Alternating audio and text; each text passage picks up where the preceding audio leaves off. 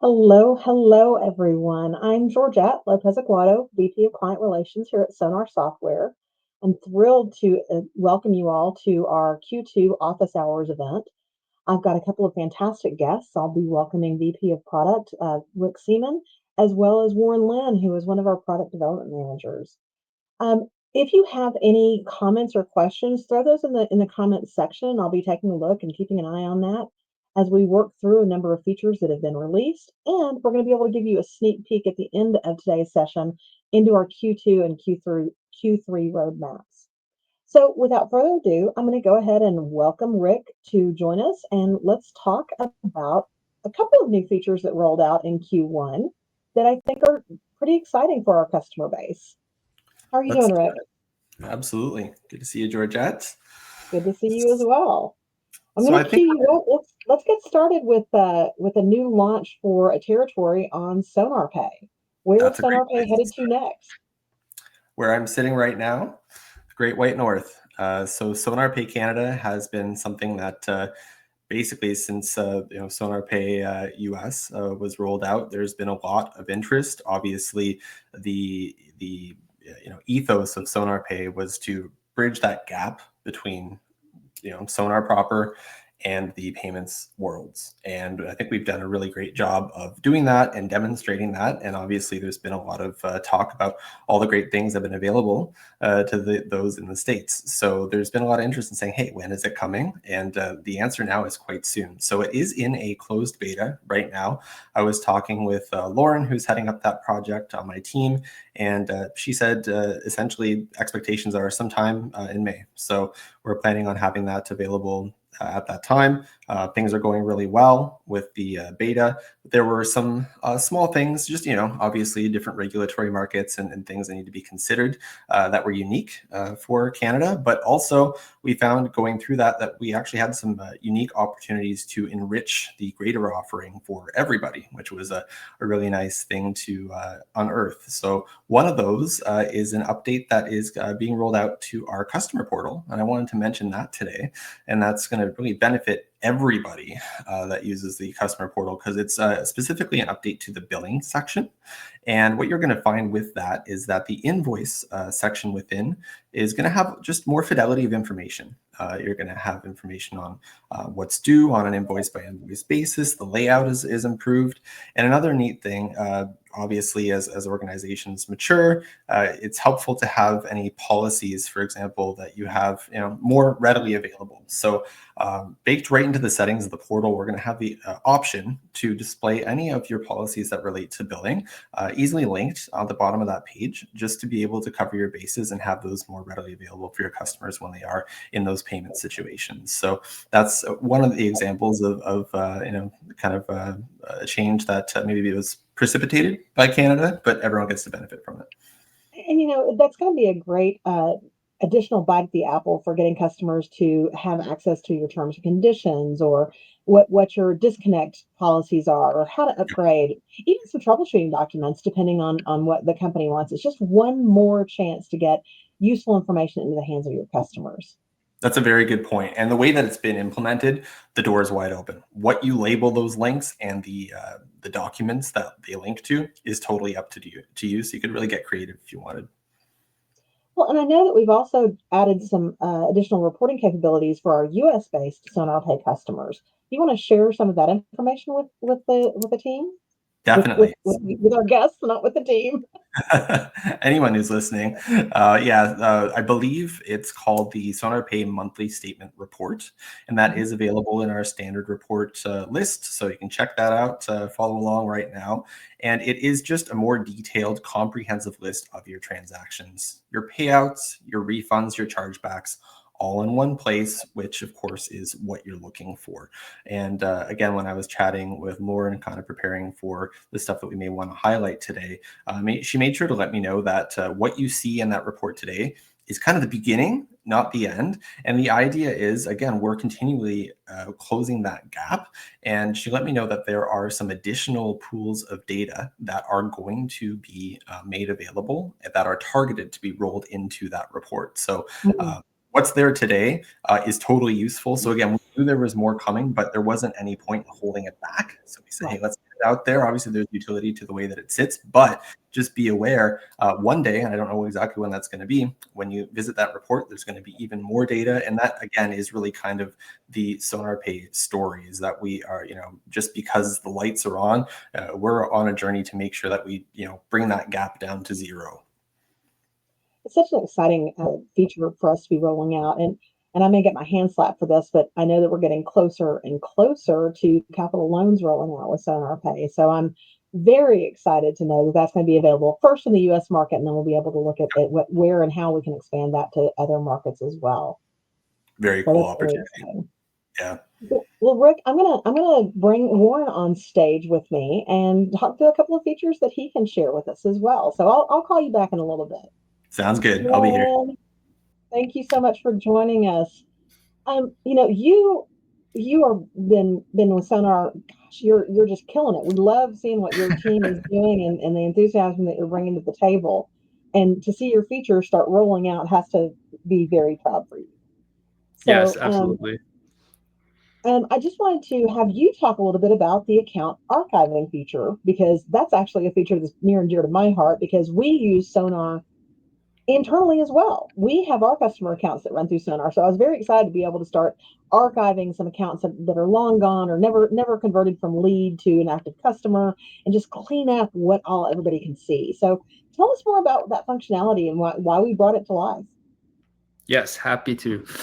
So hello, everyone. For those of you who've ever wanted to clean up your account list, I'd like to introduce you to the Account Archives feature, as Georgette mentioned. You can now archive inactive accounts, removing them from visibility in your day-to-day views. We've moved forward with the archive approach over record deletion in order to maintain access to historical data. And we believe that this is going to be useful in the event that it's required for any audits or compliance or just internal reference. That's all available for you today. Additionally, it also protects you against any oopsie moments, as archived accounts can always be restored if needed. So with archiving, it's a simple way to reduce clutter, streamline your workflows, and keep your reporting sharp. And data integrity is so important. So I know that it took us a while to really tackle this feature, but we needed to be able to meet some regulatory requirements. We need to make sure that the reports didn't shift, didn't change, that nothing was going to be impacted by executing on that account archiving functionality. So I'm going to be very interested to see, as we see more and more customers adopting that functionality, deciding who can do it, who can unarchive an account if that's necessary, and how well they're leveraging the tool that we have rolled out. Absolutely. So I told you I was going to have a QVC moment here, but wait, there's more. You also rolled out the new main menu redesign. So tell us about that. Yes, and by now, most of those watching have likely already seen these changes, but we've made updates that introduce a reorganized layout that makes navigation faster and more intuitive. As part of this, pages are grouped more logically now, so it's easier to find what you need with fewer clicks. And a good example of that is the new location tool section, which gives you more direct access to managing your serviceable addresses. Additionally, you can collapse the menu for a cleaner icon-only view, or keep it expanded if you prefer to see the text labels. It's also been optimized for mobile, making Sonar easier to use whether you're in or out of the office. And all of these updates are aimed at improving day-to-day usability and giving your teams a smoother, more consistent experience.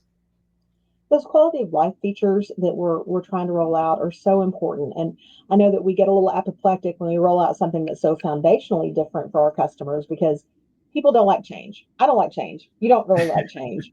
But people want change, and they need change because they want to be able to rearrange things, or they want to be able to add more space here, or see things on their cell phone. I still wouldn't recommend looking at the dispatcher view on your cell phone, but if I need to go into an account, I can definitely go into an account using my cell phone now and be able to see what's going on with a specific customer while I'm on the go. And that's really important for me. Have you heard any feedback from customers so far on either of the account archive or the main menu redesign? Well, we have heard some feedback regarding main menu that it has made navigation faster, which is great to hear. Speeding up, previously you'd have to load up the page, get to accounts, and switch it over, and that load time really inhibits your your workflows. So we're happy to see that some customers have seen some gains on that side. And we do know that account archives is being actively used. So if there's any feedback that customers want to provide or share on their experience, we'd love to hear it and see what other how you're benefiting from it, or if there's any kind of feedback you want to provide on either of the two features. And I really want to call out that one of the capabilities that people may not know exists, that if you go under your icon in the upper right-hand corner, you can set your landing page where you want Sonar to load when you're getting into Sonar for the first time, whether it is the dispatcher view or it's the reports landing page or it's the accounts landing page. You can make those decisions so that every time you log into your Sonar instance, that's where you're starting your day from.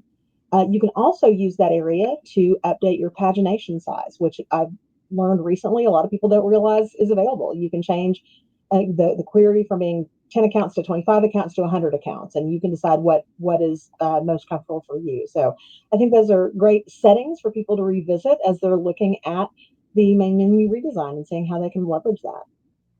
Thank you, Warren. I so appreciate you joining us today, and I look forward to what's next around the corner. I know that Rick's going to be sharing some things that are on the roadmap here shortly. So, yeah, thank you. Go ahead and look forward to Rick future. to rejoin me. Hello. Hello. You thought you were going to get away from me, didn't you? Not at all. But yeah, it's great to hear about those. The main menu redesign. It's one of those things where it's like, oh, did they make it look different? Yes, we did. But to your point, there's also some structure changes there, and like Warren had mentioned, a little bit of that reorganization. It does streamline your ability to get to the things that you need to get to faster. One of my favorite things that came about from that is getting serviceable addresses out of the basement. Going into settings to manage those when they are such a critical record in your day-to-day process, I think was a really big win. And the advent of our introduction of this new location tools menu, obviously it's kind of a more thoughtful place for that to live, but there is more coming that is going to, again, make sense and really establish that there should be a location tools home. So again, a lot of the time what you see, it's helpful today, but it's also forward thinking in terms of great stuff that we have around the bend. I love it. So the next two items I want to talk to you about, inventory is just one of those things that our customers, they leverage on a daily basis. They need to know what's on their shelves, where it is. Is it on a truck? Is it in a warehouse? Does it need to be reordered? Have they set up their min-max levels organizationally? But we rolled out in Q1 a new feature for segmentable inventory. And tell me a little bit more about why that was so important for our customers, first of all. Absolutely. And some of you watching might know, before joining the team here at Sonar, I came from the operator space. And this is absolutely one of the things that we found the most challenging to really solve for Exxon, to have a really great end-to-end experience. And that is managing essentially anything that comes on a spool. Something that you bring it in, it's fiber, it's cable, it's ducting. And when you receive it, it's one thing. And then over its life cycle, every time you dole off as a length and cut it off, one becomes 2, becomes 3, becomes 5, becomes 10. How do you manage for that? I can definitely say that was a gap in Sonar. There were ways to do it, but they all kind of had their pros and cons, as everything always does. So our brief with this was, how do we solve for X here? How do we have something that is pros, not cons? And it really had to be designed from the ground up. And we challenged ourselves to have it make sense through the entire journey. So if you are an organization that takes advantage of our great purchase orders module, for example, right from that genesis point of ordering the spool, receiving the spool, it shows up at your warehouse, and then it takes form as an inventory item in Sonar. Everything, from that point all the way to when it's been deployed, it needed to make sense. And I think, the challenge, besides just the fact that you have to have a thoughtful way of, representing digitally when you take out the cutters and you turn 1 and 2, is the data that comes along with it. I think a lot of organizations find the value in tracking metadata along with just, yeah, this chunk of fiber exists, but what batch did it come from? What project is it tied to? What project is it tied to? That's Absolutely. huge. It is huge. So that was one of the things that we also challenge ourselves with, is that the tracking of that metadata being automatic, happening in the background, and then once it's done, the ability to report on it. So to your point, if you have taken advantage of any funding, frankly, whether it's public or private funding, whoever brought that funding to you, you end up paying for it, and generally it's in the reporting side of things. So we wanted to make that as easy as possible. So again, as long as you're tying those in Sonar to whatever sort of concepts you have around what defines a project, right down to the penny, you understand the cost of that. So if you have a 1,000-foot spool and it costs you $1,000, just for sake of round numbers, and you dole off 200 feet of it, automatically we adjust the value of the spool to $800. We attribute a $200 value to that piece that was lashed up on poles or wherever it was deployed, and then you can report against that. And also you can tie that back to the original purchase if you've used the purchase orders module. So that's that end-to-end vision coming into play. And that using that purchase order module, which I'm seeing more and more of our customers adopt that PO module as part of their inventory management system.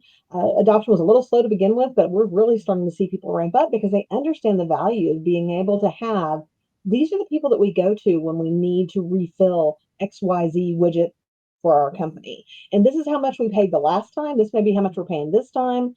That we received 99 units, not 100 units.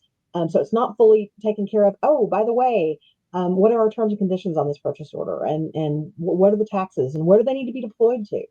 So it's really an all-encompassing hand-to-hand module with the inventory management module as well. Absolutely. That intersection is so important. If you were using a third-party, purchasing software, for example, when you have a pallet of stuff show up in your warehouse and you're scanning it all in, you are making sure that you're doing that reconciliation to show that you've received what you've ordered.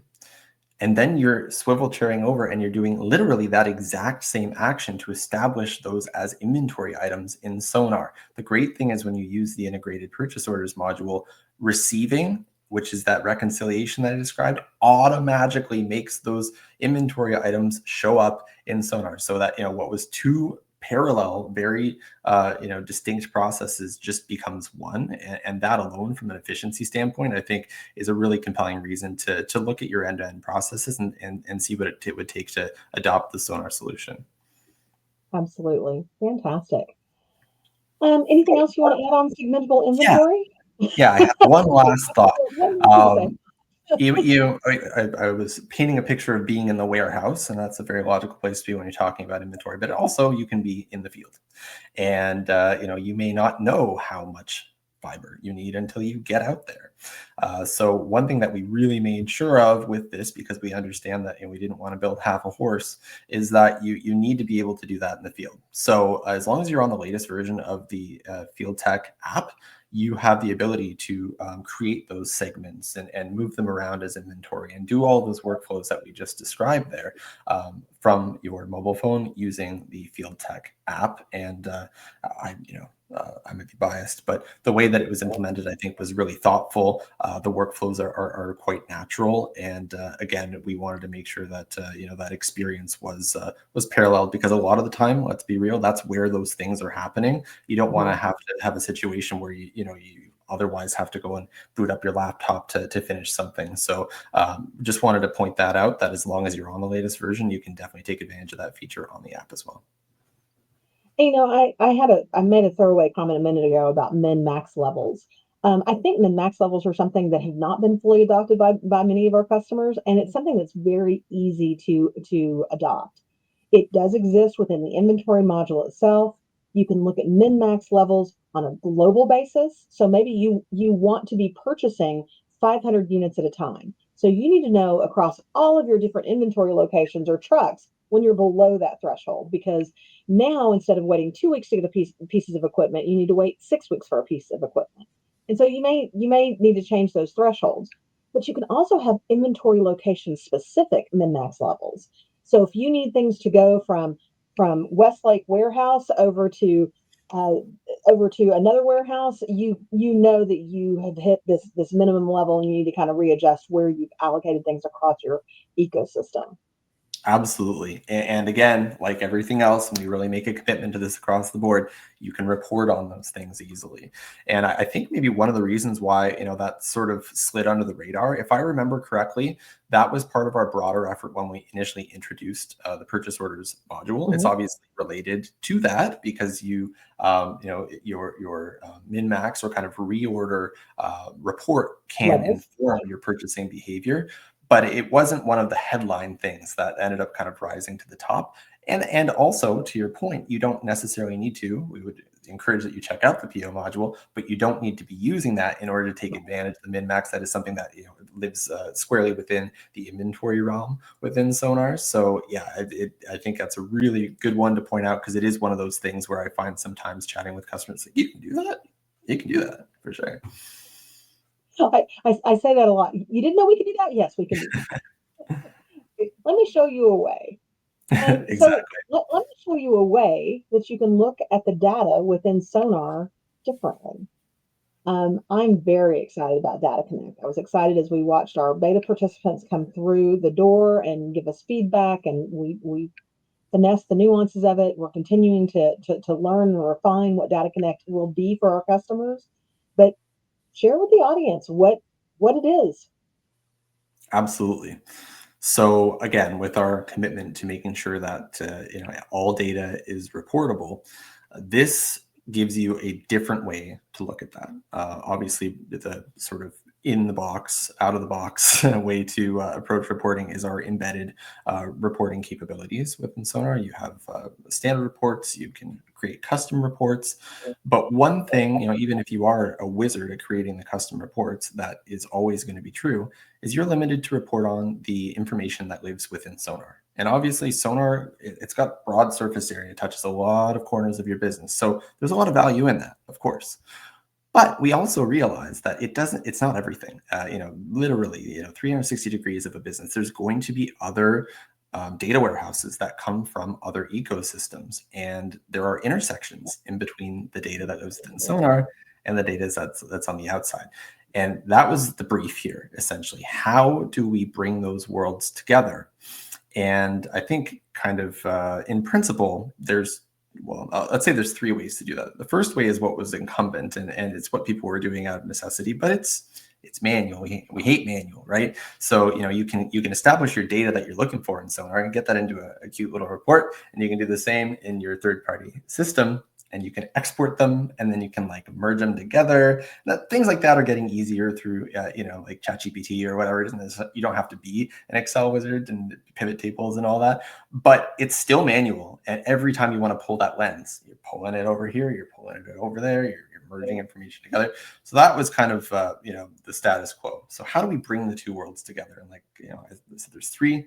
That was 1. So the 2 that remain, bringing information from your third-party systems into Sonar and then being able to use our embedded reporting module, that could be a way. But what's not great about that is, from a data security standpoint, for example, you may not want to have that in our system if it's not data that we need to know about. And there are also some technical complexities that come along with that, in terms of you have to store it somewhere, so that we would have to design the place to put it. And I think the most important thing to tap into is that's already stored somewhere. That already exists somewhere. And what we were finding and talking to our customers is that in a lot of cases, they already, if they were further along this process, they would have their own business intelligence platform, whether that be Looker or Power BI or Tableau or whatever the preference is. They were starting to get these this information together, but they didn't have a good way to tap in to get that information out of Sonar other than extracting it through reports, which is that kind of option number one. So, spoiled surprise here. We went with door number 3 on this one, and that is giving our customers a way to read the full breadth of all of the data that exists in Sonar. And that's one of the kind of FAQ questions that I would say comes up when I first talk about this with customers is, well, what data does it include? And there's a very, kind of straightforward answer to that. And that's every single thing that you can report on in our native embedded reporting, you can access through DataConnect. So that's an important thing to establish. And of course, we make that commitment that as we continue to add new records and add new fields, we're always kind of making sure that surface area is being expanded to our reporting. That is very much the case for DataConnect as well. So what this allows you to do, like I said, if you're a Tableau house, if you're a Power BI house, is you get the properly permissioned credentialed access to have that business intelligence platform of your choice have real-time read capability of your Sonar data. So again, it gets rid of that the necessity to pull those snapshots that kind of get stale over time. As you need the data, you can read the data. And if you're pulling data into your BI platform from your other data sources, you have that single pane of glass where you can bring all that information together. And I think that is ultimately the power that this unlocks. And I want to be really transparent about DataConnect. It is a premium feature. It's the first time that Sonar has basically upsold a bolt-on service into our platform. And we did it in my estimation, we thought about this very specifically. As our beta progressed, we made sure we had a small to medium-sized business, mid-tier companies, enterprise-level customers, so that we could look and see what the actual hard dollar costs were as we built out the pricing model. But we also recognized that some of our customers wouldn't have the expertise in-house to be able to leverage DataConnect, and we wanted a solution for that as well. So in addition to offering the integration subscription service, we're also providing, for those who need it, professional services to build out the dashboards that will connect into your Power BI, into your Tableau, platforms. So we want this to be a solution that can actually be leveraged across our entire customer base, not by an elite few that happen to have those resources in-house. It was really important to us to make sure we were solutioning for the masses here. That's such a great point. Like I had mentioned, there are some that were already kind of on that journey and they already had that established. But I think there are many that when they hear about DataConnect and they start to understand the possibilities, I think, wait, actually we could bring these things together, but they haven't kind of broached that journey yet. It was important for us to be able to help assist with that. Obviously, there's a learning curve to everything. And I think the idea is we can help advise on how to set the table, so to speak, and you can figure out through that process who on your team is going to, upskill to really become an expert in this over time. Our team can help with that process and help to articulate what are the skills that are necessary, help, even advise on maybe choosing between a platform A and platform B. We're happy to have any of these discussions depending how far along you are in that process. But really, to your point, it's about enabling you to do these things on your own over time. The reporting needs are unique for every business, and you're empowered when you have those capabilities in-house, but it is not something that just sort of happens on its own. You have to make a decision. You have to make that investment. You have to put the time in, and you want to make sure that you're not doing that in a misguided way. We're definitely here to help. And I want to give a shout out. Next week, the Fiber Broadband Association will be hosting a webinar where it'll be featuring Drew Beveridge from 360 Broadband and Justin Graham, who is one of our senior client relations managers. And they will be speaking specifically about the power of DataConnect. 360 was one of our beta testers. They've built some amazing dashboards and pulled in information from disparate systems because, our customers, they have reporting requirements to their funding sources. They've got reporting requirements because they're looking to go get more funding. They need to know where their dollars are allocated, how close to the goals they are, and whether that's regulatory requirements for state funding or private funding or whatever.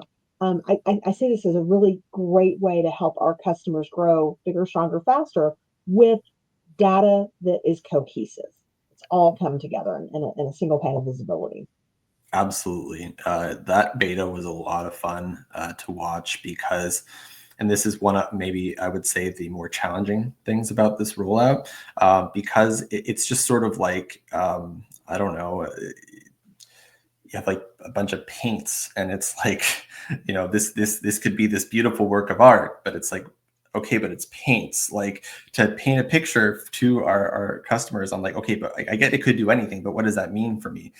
Somewhat, you have to answer that for yourself. I think we're getting better at being able to pull from some real world examples. And like you're saying, what 360 was able to accomplish was one of those highlight moments for me from the beta, because it was like, we gave them the palette, and they went away, and then they brought back a masterpiece. And it's like, yes, we knew this would be useful, but it's just cool to see that happen. Absolutely. Well, Rick, we're halfway through our time together. I know that you loaded something in the instances yesterday that our customers may not be aware of. And I think it's time to let them know that it's time to go look for their updated Q2 2025 roadmap. Absolutely. And that can be found in your instance under the circle with a question mark, Resource Center, and Roadmap. And there's a couple of elements that I want to talk through. Rick, I'm going to ask you to speak to some of the items that are on the roadmap. But I want to actually call out that if you scroll to the bottom of the widget when it loads, there is an in-app survey that will be updated every quarter. And we want you to participate in that in-app survey every quarter with all of your staff members.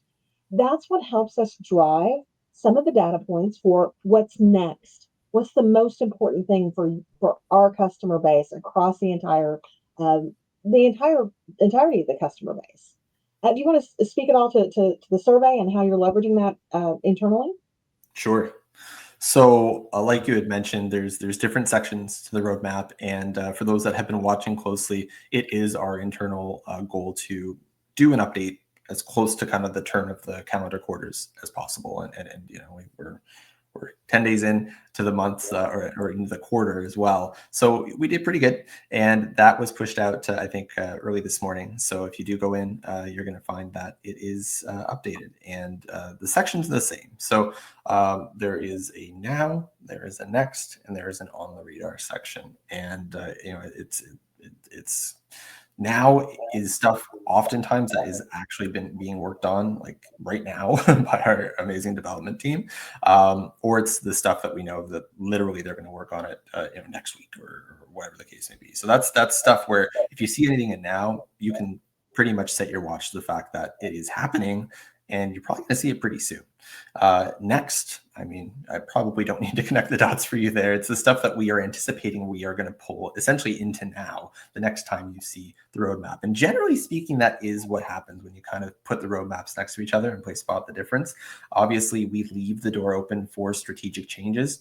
We're always looking at all the data that's available, data from our partners, data in the industry, data, of course, from our customers. And that's where, to answer your question, Georgette, the survey that's in there is specifically asking, out of these items that are in the on the radar section, what speaks to you the loudest? What is the most urgent? What's the most interesting?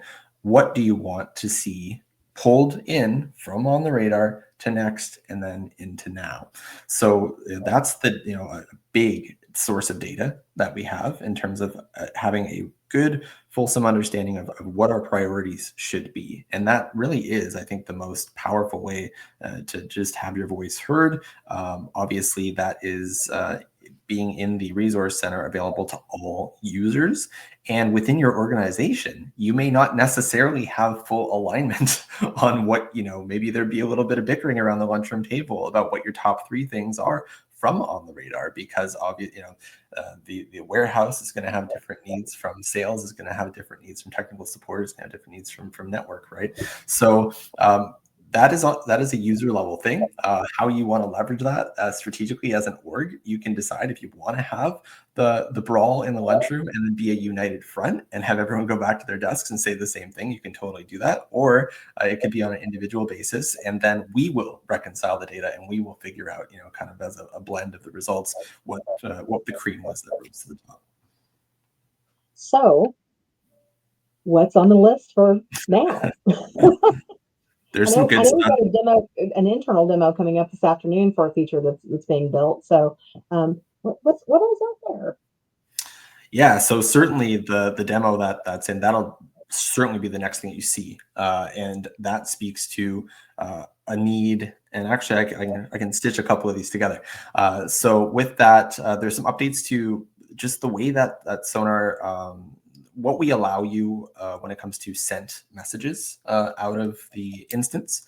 Um, Using public replies on tickets, mass messaging, that sort of thing.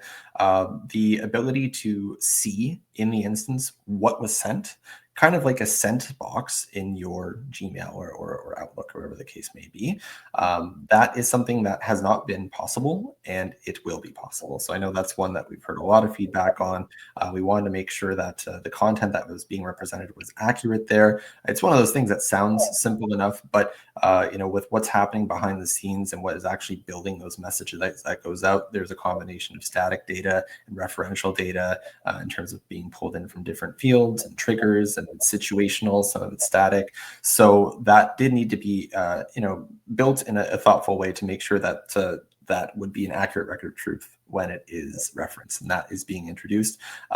There's also going to be some updates related to sent in terms of like sent status. That's a little bit more granular, so you understand. Okay, well, what's the journey of this email that's gone out, and then as well some better anti-spam controls in terms of bringing things in. So that is probably the next thing that you're going to see in terms of a major release out of that. And to that topic, and again, kind of going back to my operator days, we were all in on the concept of ticketing.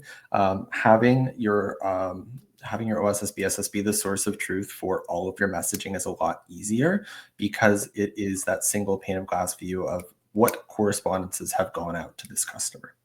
So really, it's very natural to use it for technical support, for example, but maybe it's less obvious to use it for your billing department or your sales department or whatever the case may be.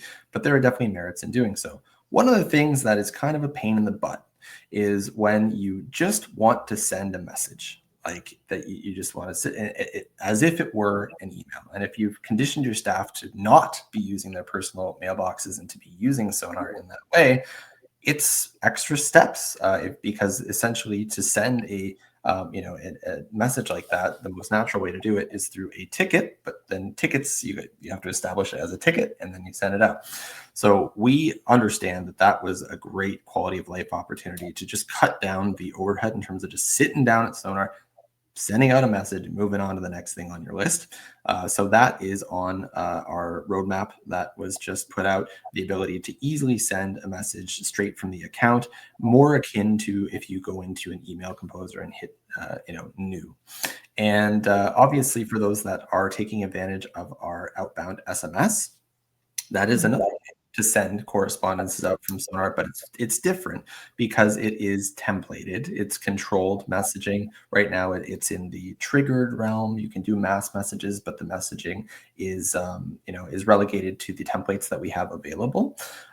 We're also looking at that in terms of streamlining the ability to send a single SMS out from the account. It will obviously have to work differently from email, much like it's different if you're on your phone when you open your SMS app versus when you open your email app. But all the same, the ethos behind it is that we're looking to make these workflows simpler, faster, more intuitive, and better. So that is something that is around the corner. And just a little sort of a side thought for those that may not be aware and are either considering or are using our outbound SMS. Again, it is templated and it's restricted because of regulatory reasons around the ability to send mass SMS messages. One thing that with launching that functionality that was really, really important, that library that we came up with was the beginning, not the end. If you're using it and you say, man, I wish they had a template for that, please let us know. I may be kind of get in trouble for saying stuff like this, but in the grand scheme of things, those are little things. Those are bite-sized things. And those are the kind of things that I like to kind of put my thumb on the scale and get out a little bit faster, because I understand the value that they have for our customers. So please don't sit on your thoughts about, I wish they had a template. Rub the Genie lamp, because that's the kind of thing that we really want to make sure that we're, answering the call on. Rick, I'm going to interrupt you just for a second, because we had a question and we had a comment in the Q&A area. And Saeed, thank you for your question. Wanting to know about a user manual being provided, and Sonar provides an overview of the new changes and how to make the best use of them. And I sent a message back saying, docs.sonar.expert. I said software. I'm sorry. Docs.sonar.expert is actually our knowledge base article URL. The KB is available from within the instance or externally directly using that URL. We also have release notes that are available directly within the instance in that resource center every time we have a deployment launch. But Madeline Hannah is in the background. She's backstage running this whole event for us today, and she is our brand new customer marketing manager, and it's so exciting what she's doing. What we're trying to work on right now, an initiative for this upcoming quarter, is making sure that we're gathering email addresses from people who want to be receiving our newsletters, so that they can learn how to use the features that are being released, use cases, stories from the beta testers, white papers, the things that will help you decide if you want to be able to deploy a new feature and how you might want to deploy it. And Madeline also called out in the comments, we do have product updates on our landing page under sonar.software/product-updates. Lots of cool stuff to check out there. I would suggest even bookmarking that URL for updates if you are not actively in the instances regularly. But the fact of the matter is, our database of who we're connecting with, we don't know who all the users are. I mean, we do know who all the users are in your instance, but we're not going to market to everybody. We're not going to send information out to everybody. You'd be sick of us, right? We want to send targeted information. If it's something that's going to help make a CSR's life be easier, we want to send that information to the CSR. If it's information that's going to help your network operations staff leverage the IPM structure differently, we want to send that target information to them. Business and back office, or generalized information. So I run the client relations team. If you want to send emails to us, send email addresses for your staff that you want to add into those marketing materials, we just want their name, their email address, and what function they have in your organization. And we will work with Madeline to scrub that data and make sure that we're reaching the maximum capacity for the customers that are out there. Another great opportunity there. Absolutely. All of that is in spirit of, counteracting what we had talked about, a while ago, which was those conversations with the customer saying, you can do that. We're putting a lot of effort into trying to get this information to you more promptly so you can take advantage of all this great stuff sooner. And I spend a lot of time talking to our customers. They don't want to have to reinvent the wheel. If somebody is already doing something and it is being successful to help them grow exponentially, just tell me how to do that. Tell me how to leverage that tool so that we can go out and do more installations quicker, so that we can get time to ticket resolution down, so that we're not carrying tickets forward for extraordinary amounts of time. What are some of our fastest growing companies doing, and how can we help you leverage those tools and techniques? Absolutely. Really, truly a partnership. So what's something else that's on the roadmap for now? I love the email updates. So and SMS things, but I know there's other stuff out there. Yep. So another one, sticking with we're on the account. Sent the email. I hope to everyone that you never have to do this, but let's be real. It's part of life. It's part of ISP life. You need to disconnect an account. For whatever reason that may be, parting is such sweet sorrow, but it must be done sometimes. So when you do that, one way that you can sort of get some value out of the relationship ending is understanding why. Why did that happen? Is it me? Is it you? And that comes down to a concept that I would call the disconnect reason. Right now, that can be captured. A lot of the time, we see it in custom fields or in a note or something like that, and that works. And again, all that information is reportable and findable and has its advantages. But the disadvantage is that your employees have to remember to do that. And also that if you want to report on it, especially if you're doing it in Note versus a custom field, maybe one person says that they moved, another person says that they're relocated. Well, if you're keyword searching on that, you have two different things and you got to merge it manually. So long story short, we are introducing a actual disconnect reason field that is baked into the disconnect process. It will be prompted to your user that's running through that process. They're going to select from the list, and we know a lot of things, but we don't necessarily know what your list is or your ideal list is. So this is gonna be one of those things where the list, once you establish it, is consistent, which is essential for that reporting that I was talking about, but it is fully configurable by you. So when this is introduced, you'll be able to go into the settings and say whatever, 2, 5, 10 reasons. You want to put codes on them or just have them be words or whatever the case may be. Once you establish that, when the disconnect flow has gone through, they have to select something from that list. And easy peasy, the information's captured, and you'll be able to benefit from that with your reports and understand your trends. Why did we see a spike here? And then you can drill down and say, well, that was a spike that was on our commercial customers, or that was a spike in this zip code. What's going on with that? Oh, the new competitor came in. I see. Didn't know that. So that's a feature that I think is really exciting, and again, it's one of those things that once it's in place, it's going to really make a real world difference, I think. Yeah, tracking churn is so important, and it's really a full cycle kind of opportunity here. It's one thing if you have a customer who relocates to California and you're based in Texas, you're not going to get them. But if a customer moved from this apartment complex, and they're still within your service delivery area, but they chose to not use you as their provider, why not? And can you execute a win-back campaign 6 months, 12 months down the line to be able to bring that customer back to your services? Yep. I also think that if they're leaving because they say the service is poor, you may have a one-off customer that says I'm leaving because of poor service. But if all of a sudden you've got a tower that has 3 disconnects in a quarter that are reporting poor service, there may be something upstream that needs to be worked on. It may be a single access point that's slightly out of position, and it's worth noting what you can do with the data that you're deriving out of the system. So tracking churn to me is going to be a huge addition in that way that's clear and consistent and tied to the entire process automatically. We're excited about that one. So what's next, brother? Where to go next? So this will be relevant to some, not others, but I think a lot of people will be happy to hear that this is being addressed. For those that rely on Radius for authentication and speed allocation and controls on their network over various technologies, we had offered in the past something called a Genie. I already used it. It's my second Genie reference in this, which is a little weird.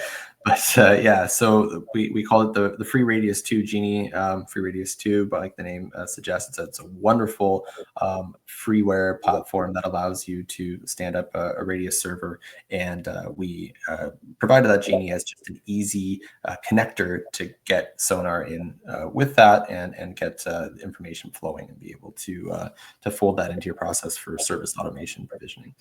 The issue with that these days is that the world has moved on in terms of technologies, and the FreeRADIUS2 was announced as end of life, and FreeRADIUS3 now reigns supreme. There were enough differences by design between the two where the existing Genie was not applicable, and we needed to... Oh, did we lose Rick? There you are. Oh, goodness. Am I back? You're back. We just lost you for a brief second. Okay. Yeah. So there are enough differences between the two where the old Genie really wasn't suitable. So long story short, a FreeRADIUS3 Genie is on its way, and that will allow our customers currently using Radius to upgrade to the latest and greatest. And for those that maybe have been waiting for the opportunity, that'll give that to you as well. Excellent.